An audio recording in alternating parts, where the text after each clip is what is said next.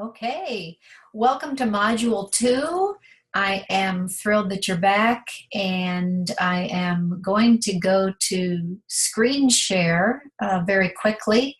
First, I just want to say, if you're in a group right now, I hope that you've taken some time to discuss how that felt, how that went, what that was like. Did it feel awkward? Was it easy and ridiculously easy, or was it actually a little hard? Some people who have ADD have told me that they actually thought it was pretty hard because their mind just wants to go elsewhere and they'll start tuning out the person, even though it's only one short sentence at a time that they have to tune into before they actually get to do something. But so for some people, it's not that easy. And that's one of the reasons we start with that. And for other people, like I said, you probably thought, oh, this is so Mickey Mouse. So, everybody's different, and we just all want to move together and get onto the same page, so to speak. So let's go ahead and move forward. And like I said, if you are in a group, I hope you've taken time to kind of discuss and process how that went. And if you are looking at these by yourself, I would love to hear from you how that went.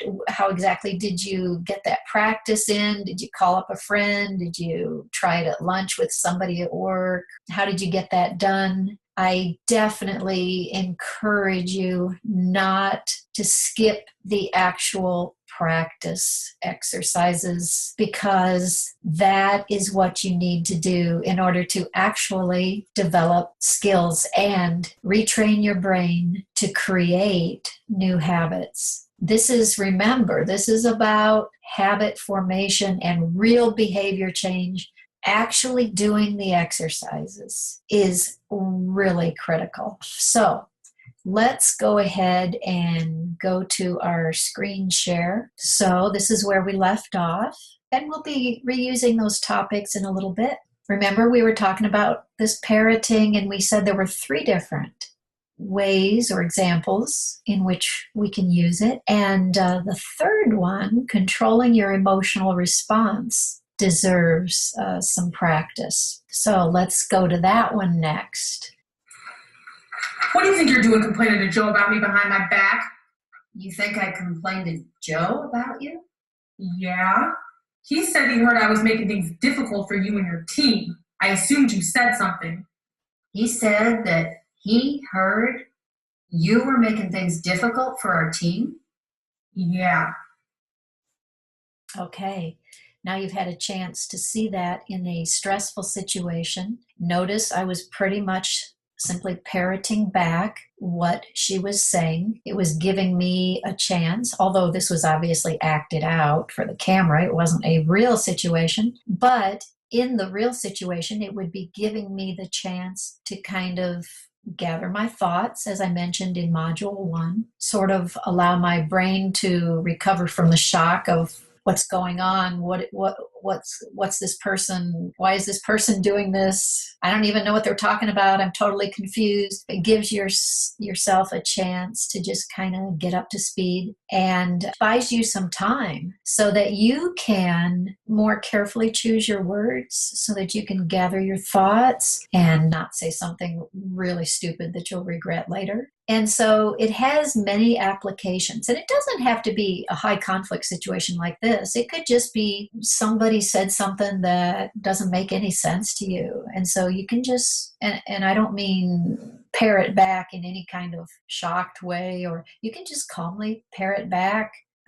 Maybe there'd be a little element of surprise in your voice, but you can just parrot back because you're struggling to comprehend what they're talking about, and they will probably naturally follow up with more explanation. So it's a very useful strategy in many situations. Doesn't have to be a high conflict situation. Just buys you time to see how you want to respond. So now you've had a chance to see one, though. And again, since this is all about practice and skill building, we will go to our next practice opportunity, and you will be using your stressful situation script that is provided as a PDF or other format. Once again, you will pair off with a partner. You will practice using the script. You will, same as before, you'll take turns. You'll notice on the script that when it is the person talking who is doing the parroting, you'll notice that I don't complete the sentence in the script. I'm giving you the first couple of words to get you started, but then I want you to use your ears and parrot back what you heard the other person saying. And of course, they are going to pull theirs pretty much word for word from the script.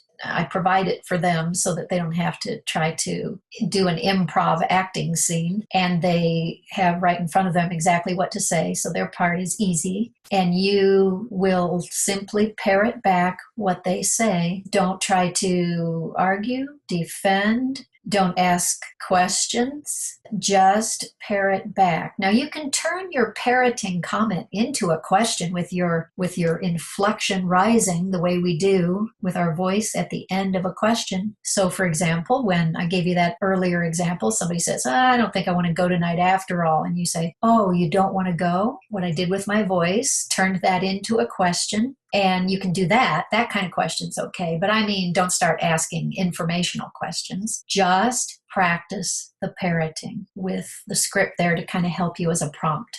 Okay? And have fun with this. People, you get to be Academy Award winning actors. Time for some Oscar performances here. Have fun with it. Let down your hair. If you are the angry coworker, be really dramatic and angry. And then when you're parroting, when it's your turn to parrot, you're going to want to be more calm and soothing and just concerned, because this strategy is great for de-escalating the other person's response. So have fun with it by all means. And I think that pretty much is everything I need to tell you. Have a great time with it if you're in a group. Once again, if you are watching this by yourself, find somebody later on to get this accomplished, to get this practice accomplished. And I will see you in Module 3.